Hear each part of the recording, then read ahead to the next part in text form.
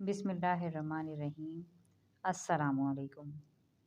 بیان کیا گیا ہے کہ حضرت سلیمان علیہ السلام زمین اور آسمان کے درمیان ہوا میں اڑا کرتے تھے۔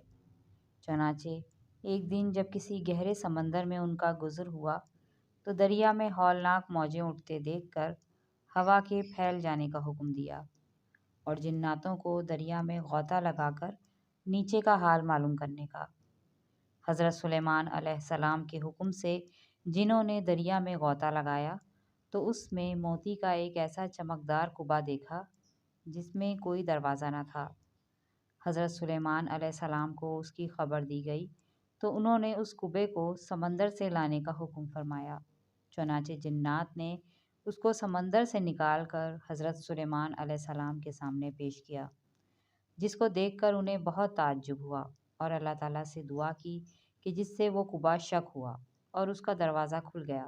حضرت سلیمان علیہ السلام نے دیکھا کہ اس میں ایک نوجوان اللہ تبارک و تعالیٰ کے سامنے سجدے میں مشغول ہے، تو حضرت سلیمان علیہ السلام نے اس سے دریافت کیا کہ کیا تم فرشتے ہو یا جن؟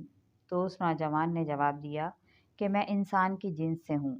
اس کے بعد حضرت سلیمان علیہ السلام نے دریافت فرمایا کہ آخر یہ بزرگی اور فضیلت تجھے کیوں کر حاصل ہوئی؟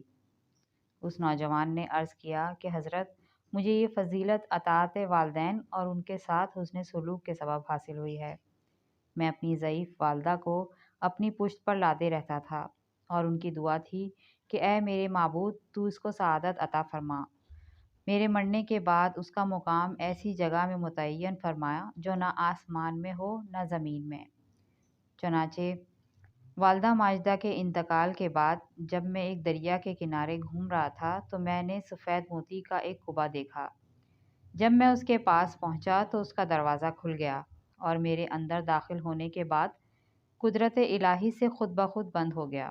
مجھے نہیں معلوم کہ اب میں زمین میں ہوں یا آسمان میں یا ہوا میں۔ اللہ تعالیٰ اسی میں مجھے رزق عطا فرما دیتا ہے۔ حضرت سلیمان علیہ السلام نے دریافت کیا آخر اس میں تجھے روزی کس طرح حاصل ہوتی ہے؟